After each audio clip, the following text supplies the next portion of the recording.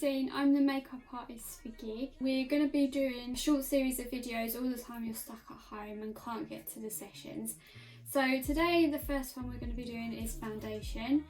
When I say foundation, we're going to be talking about foundation that we can wear in natural daylight and everyday life. It's not going to be as heavy as stage. We're going to also talk about how to build up the coverage as well, and the techniques and tools that I use to do this on myself and clients. So let's get started. The first thing you're going to need to do is assess your skin tone. To do this, you can go to your window or to natural lighting and have a good look at your skin and what colours you see coming through in your undertones. Now, undertones come in a variety of forms, but there's always a dominant tone, so it's always very cool, so blue tones and things like that. Very warm, which is usually anything on the red tone spectrum. Or you've got neutral, so you have an even balance of both in your skin. And then people with an olive undertone tend to have like a greeny tone to their skin, but not in a horrible way. It's like an olive, like the colour of a green olive, like that kind of undertone. These people tend to have really nice summer skin, like really warm and tan very easily as well. So what you can do when you're in natural daylight in the window is you can either get your foundations that you've got, or you can go to a shop and ask for testers. And you want to get 3 shades roughly so that you can compare in natural daylight. I wouldn't say it's a good idea to get colour matched in store. As much as they offer it, it's not really ideal because you're under fluorescent lighting. It's a very cool tone. It washes you out massively, and you can end up with a foundation that is way darker and too warm for your skin tone. I always say do it in natural daylight by yourself if you can, so you're not under the influence of fluorescent lighting and a salesperson. Right, so what you want to do, you want to get your 3 foundations that you think might match, and the best thing to do is try and match them for your face to your neck here, I would say. I wouldn't do it anywhere here because this area of the neck tends to be much lighter than your face anyway, because it doesn't really get exposed to the sun so much or anything like that really, because it's tucked away. And you want to try and get a uniform colour for all of the skin that's on show, even your hands. So you don't want all your skin to be different colours, you want your face to be darker. If you have got different colours in your face and you find you've got an area of your face that's darker and then areas of your face that are lighter, go with what you've got more of. If you've got say a 75% ratio that your skin is lighter, and then say you've got pigmentation which makes it slightly darker around here, go for the lighter, and then it's easier to keep that uniform match, and then just lighten up this area just slightly. Okay, so we're going to get into the basic techniques. Tools that you can use to apply your foundation. So you can use like the latex wedge sponges that are disposable. You damp them down and you can apply and blend that way. Or you can use a buffer brush, which is a flat kabuki, which is very dense and thick, and it does hold more product. There's also the traditional foundation brush, which is really good for applying. Or you can use your hands, dependent on the consistency of the foundation. If it's a very runny consistency, then you can use your hands. If it's a thicker consistency, maybe apply with a foundation brush and buff in with a clean kabuki brush. That is probably your best option. Okay, so I'm just going to get my foundation. I'm just using L'Oreal 24 Infallible. I'm just putting a tiny bit on my palette, and I'm going to take, it's very runny, so I'm actually going to take my fingers and I'm going to start in the centre of my face, and I'm going to use a brush just to blend that up.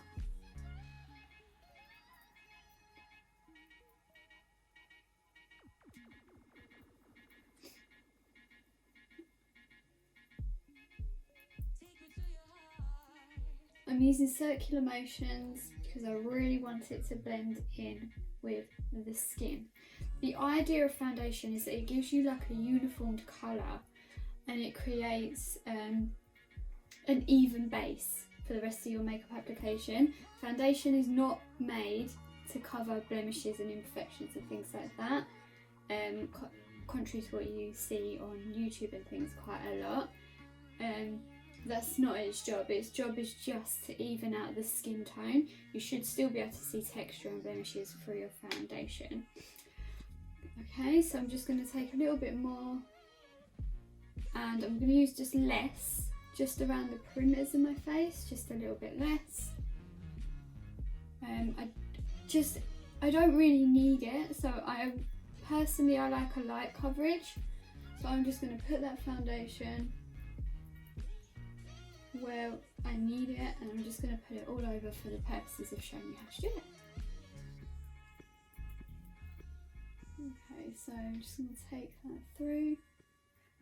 If you can avoid putting your foundation through your brows, it's not a great look. If you really can't, that's fine. Just make sure you take a clean sponge and just run it through your eyebrows afterwards to remove the foundation product from your brows.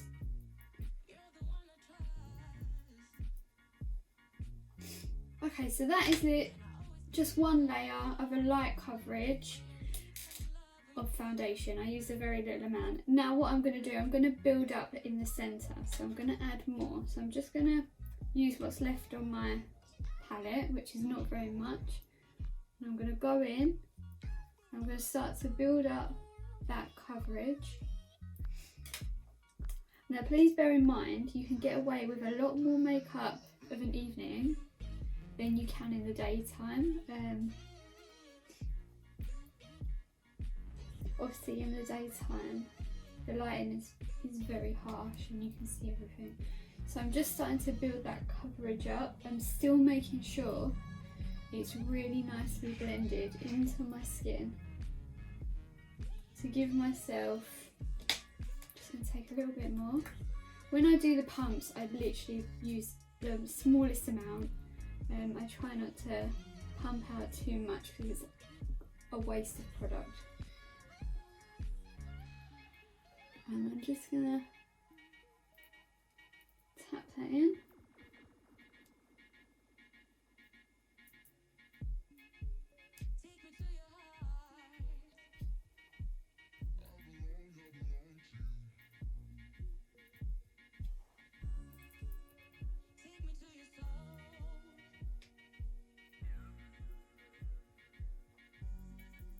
I'm just making sure it's really blended. Taking what's left of the product on the brush just over my ears, slightly down my neck. I'm not applying any extra product. Making sure it's really nicely blended. It's always best to start small with a really small amount and build up from there. You can do another layer if you really want to. Matte foundations are better for building, but matte foundations are better for oily skin. If you've got a dry skin type, I would go for something with more of a dewy finish. If you've got a combination skin type where you've got oily and dry patches, I would go for something that's more aimed at normal to dry skin, and then just powder the areas that get oily. Because obviously putting a matte foundation on a dry skin type will make it look really flaky and cakey, and it will enhance a lot of texture. So that's me to a medium coverage. Like I said, you can go for full coverage and add another layer, and then because we've buffed in each layer really well into the skin, it's gonna make the foundation last a lot longer. And not only that, when the foundation does start to break down after a certain amount of hours, like all makeup does, it's not going to be in big old patches because you've built up layers and really buffed them into the skin to make it quite in unison with the skin as well, rather than sitting on top of the skin in this big mask-like effect. But yeah, you can build up the coverage this way. Just make sure it matches your skin tone, that's really important. So that is literally it. What you can do is you can then go in with concealer, and we will do a concealer video and I'll show you how I would conceal, and again how to build up concealer. And then you can also powder if necessary with a translucent powder. I've got a dry skin type, so I don't need to powder my foundation. It's not going to come off. I don't really have oils on my skin coming through and breaking down the makeup. If you've got an oilier skin type, or if you're very oily, you can powder where needed and powder all over if you need to, but just do it very lightly and very sparingly. But that is literally it. It's so easy. It takes a little bit more time with the blending. Other than that, that's it really. If you've got paints at home as well, try and get your primary colours. So your primary colours are red, yellow and blue. Mix them together bit by bit and try adding white and black in as well, and do this in different quantities of each, mixing, and see the kind of skin tones you can make out of those colours. It's part of colour theory, it's something we will be learning, but you can do it with just paints, just so you can see how to create flesh tones and the different kind of undertones that you will get if you add more red, or if you add more yellow, or if you add more blue, the depth of colour, so if you add more black, if you add more white, for fairer skin, for deeper skin tones. It's a really good little a little thing for you to do at home as well, so you can really see the different shades that you can create with just those, because we will be coming to colour theory at some point during the sessions when we actually get back into class. And yeah, so I hope you like the video. The next one will be concealer, and we'll learn how to build up concealer. Have a good day everyone, and I'll see you on the next one. Bye bye.